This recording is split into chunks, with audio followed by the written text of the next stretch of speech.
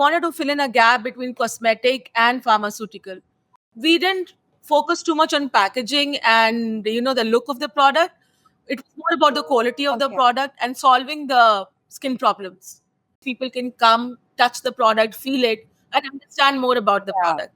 We have captured the larger scape of audiences who are very, very serious about their skincare.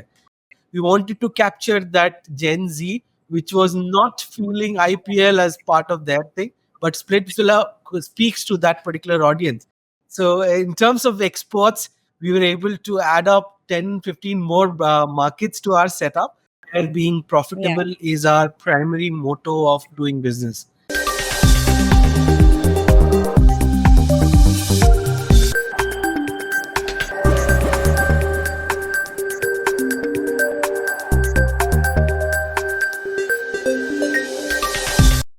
Hello and welcome to Video Brief, an exclusive video interaction by MediaBrief.com.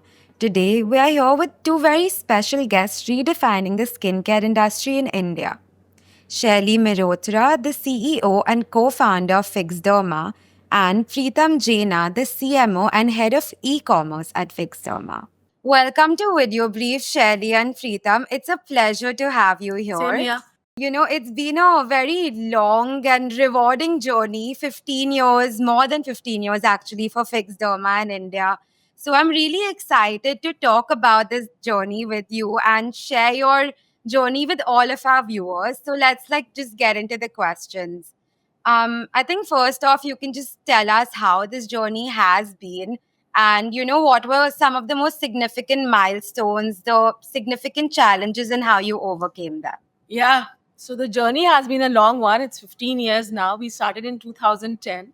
So, as the name suggests, Fixderma, the intent was bringing in products which are meant for, fixing your derm. The Fixderma, the name, as the name Right. suggests.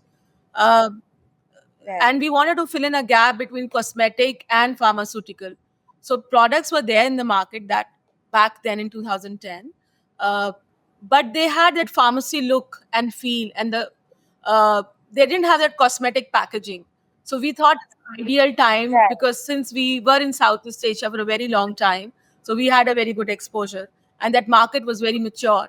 And we Indian market, Indian industry, skincare industry has just started. So I think the gap was there, and we thought it's a good time to fill in the gap, and that's how Fixderma was born. And so the idea behind the product packaging, we didn't focus too much on packaging and the look of the product. It was more about the quality of the Okay. product and solving the skin problems. So all our products, the entire range in Fixderma is fixing the problem related to skincare. So Right. anything related to skincare, we have products, for from dry skin to acne to eczema, psoriasis, hair care, oily skin. As it should be, Right. yeah. So it actually has always been a very product centric company. You have Yes, been. yes. We have, it's all about creating the right formulation for the right skincare regime that is there, and which is where we have focused ourselves in a very, very derma centric kind of an approach from the beginning. We ourselves have presence Okay. in almost 12,000 different dermats clinics right now. All of them prescribe us very, very evidently. And at this point of time, when we are growing in the overall realms of the commercial world, which is where we are getting into a more audience ready, consumer ready kind of a branding, which essentially is talking about a really good product, and B, really good packaging in the overall promotions as well. So primarily, Fixderma is a derma driven brand. So we were selling through dermats. So we reach out to dermats. We give them a brief about our products, and then they prescribe to the patients. So that route we took, and a very challenging one because each dermat is it's like a different marketplace. You are like onboarding a marketplace. So it takes time, and they take time to believe in you, trust in your product. So once they start Right. using and prescribing, and they get good feedback from the customers, so it's a slow process, but a very good one because then your quality and is really established in the market very well. So ours was more of a backward integration. So we started from Dermats and then moved to Yeah. D2C channel, which it's quite new for us. I'll say fairly new because it's 4 years, I think. Yeah. And even the over the counter, the retail market is also fairly new for us. It's just 2 years. But the transition from Dermat to the retail or D2C has been a good one because the products were known in the market. Customers had trust. Yeah. So it was good actually. It was a good experience. Okay. Yeah, so that's really great to hear that, the transition, I mean, although challenging, of course, has been very rewarding. And I think you guys just opened your first physical store in Gurugram. So, congratulations on that. And what are your further plans for expansion? Like, did you see a better response to the physical store? And, how is that shaping your future strategy See, for expansion? a physical store is definitely a very expensive, I'll say, investment because it's Absolutely. because we have chosen a very premium place, and even in future we'll be taking a premium area. Uh, so it's more about brand experience. We are not looking at sales because our product, what do you call, average order value is quite less. Skincare, it's not about fashion or luxury items where you can. So I'm not looking at sales versus the expense which we are doing. It's not about branding Okay. exercise. People can come, touch the product, feel it, and understand more about the Yeah. product.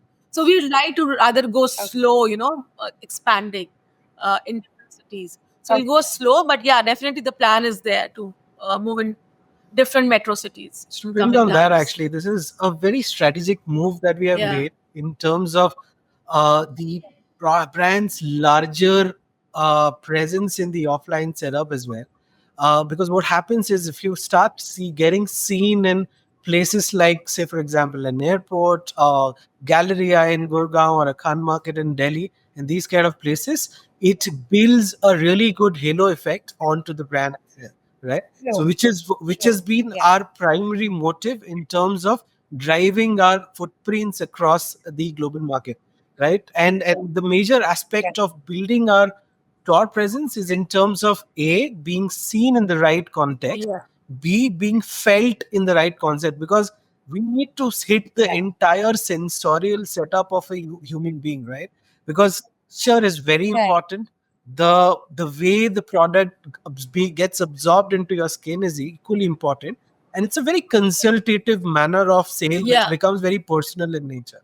For a brand which is delving into skincare, the entire setup of it being sensorial becomes so much more important as an experience for a brand, which is why this particular we would say a marketing setup is something that is going to be there in the future as well as we grow further into different markets as Okay. well. And even the staff which is there in the store is a bee farm, very well trained staff, so that when you come and you step in the store, you get the right advice for your skin.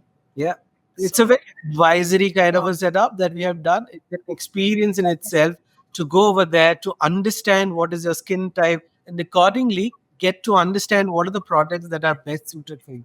It's an experience you not Right. get at a rather multi retail outlets that are there in different places. yeah. Very true. Yeah. And I think that's always a great way to actually go about it because, especially when it comes to investing in skincare, people do want to actually touch and Right. feel the product, see how it suit their skin. So, I mean, the strategy is really great. And speaking of strategy, so like you said, you started with the back end, you were on e-commerce, you were on quick commerce.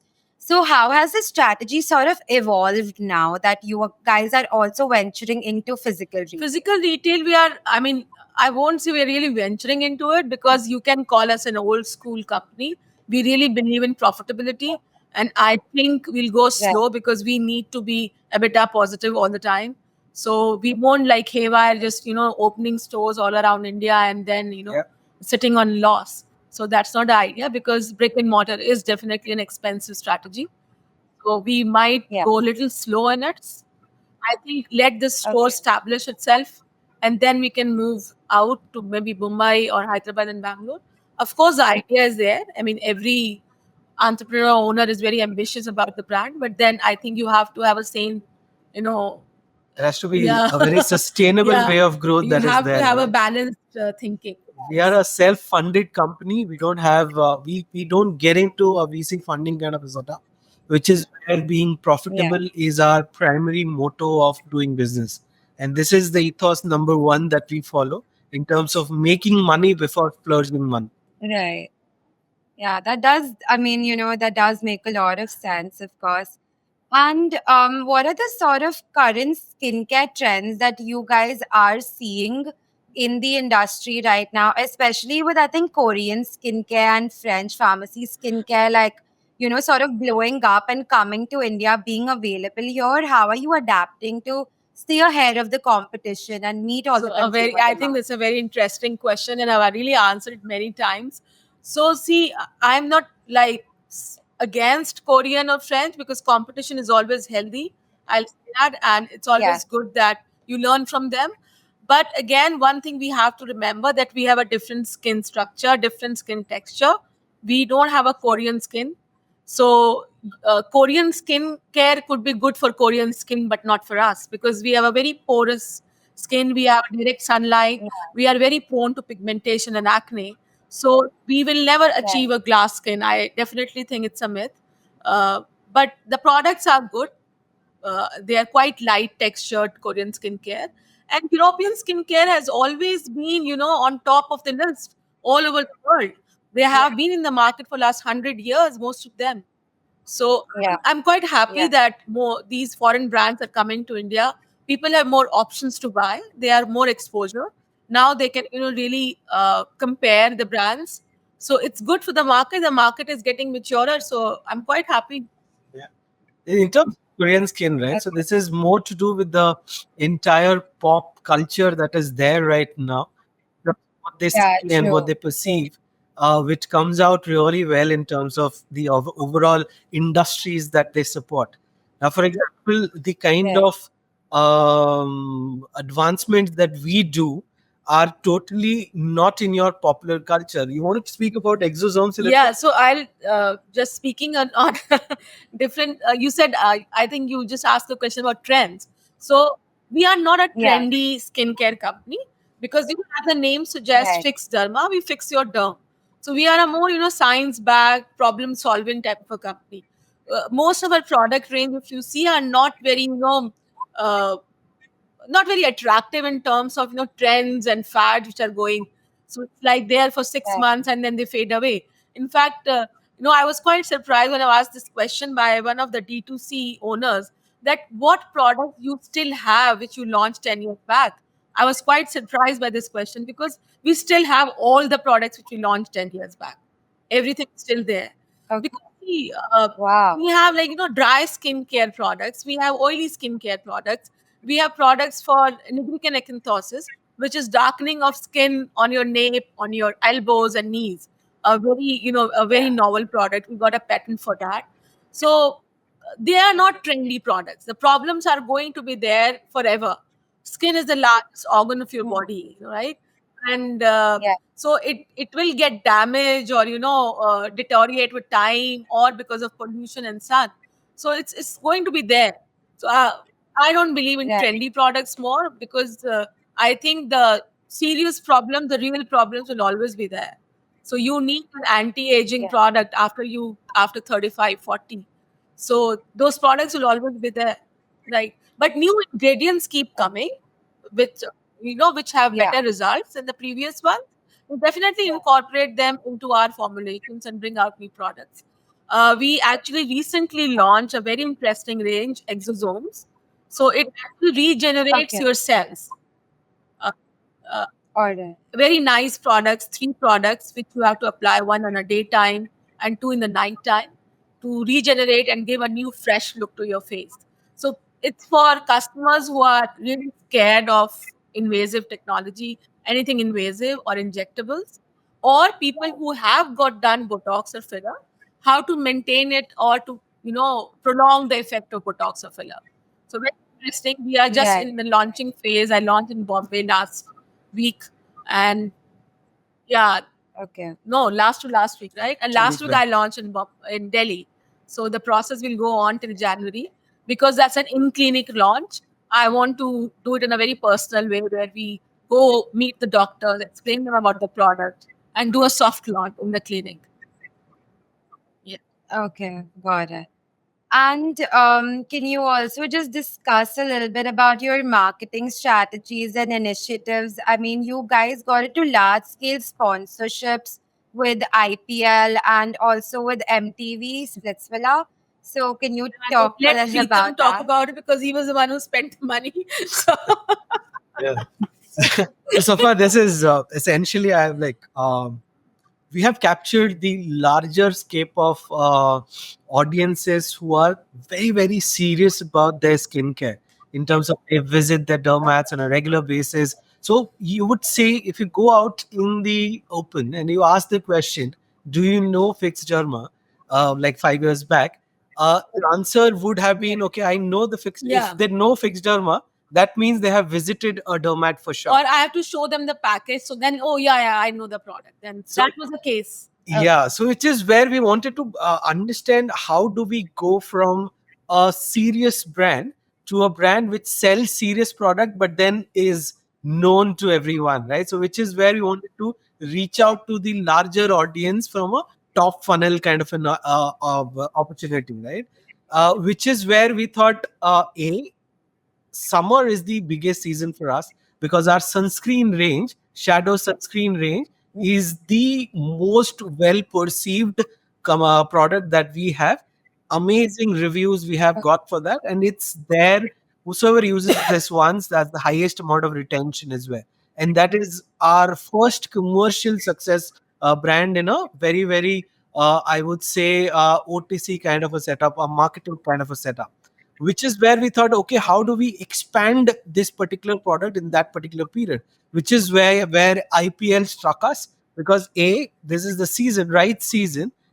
B, IPL is the Yeah. biggest media channel that is Yeah. there, so there is no other channel we Yeah. should be investing upon You in get the terms of growing you that get the most eyeballs, in right at this point of time, wherein IPL gives you the biggest advantage in terms of our growth perspective, in terms of our opportunity of reaching out to the highest number of eyeballs.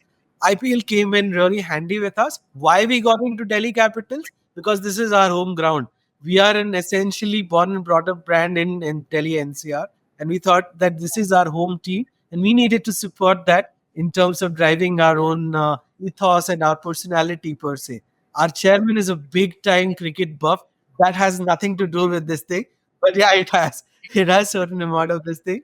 But yeah, MTV Splitsvilla. Why? Because we wanted to cover the entire spectrum, which was not getting covered in the IPL's ethos in the larger landscape that was there. We wanted to capture that Gen Z, which was not feeling IPL as part of their thing, but Splitsvilla speaks to that particular audience. So we wanted to complete that entire genre of audience in the sunscreen months, as we call the summer season, and that gave us a really good uplift in terms of our business, in terms of people knowing us, in terms of our reach. All of that happened really well for us. The markets which were not very strong in terms of South market and in terms of the Far Eastern market that is there, we are able to capture that audience as well during the last season. And this season, we are going to go one up. You'll have to watch, look forward to it big time. I do look forward to knowing what's to come. And I think that's amazing. So you really did get a great response. And yeah, now everyone knows Fix Derma. How has 2024 been for Fix Derma? And what is your vision for the future? How are you guys taking this success forward? 2024, full of challenges because definitely the competition is stiff now. More companies coming in, but so far I think we are on a growth path because our biggest differentiator is we are a derma backed company. So that's a good part with us. Right. And most of our products are very unique in its nature. They are not, like general moisturizing lotions and creams. We generally have something behind it, behind the formulations. And generally they are, addressing certain kind of a problem. So that's the biggest differentiator. So it has been good. We did the growth was good. I think we did almost 30% plus.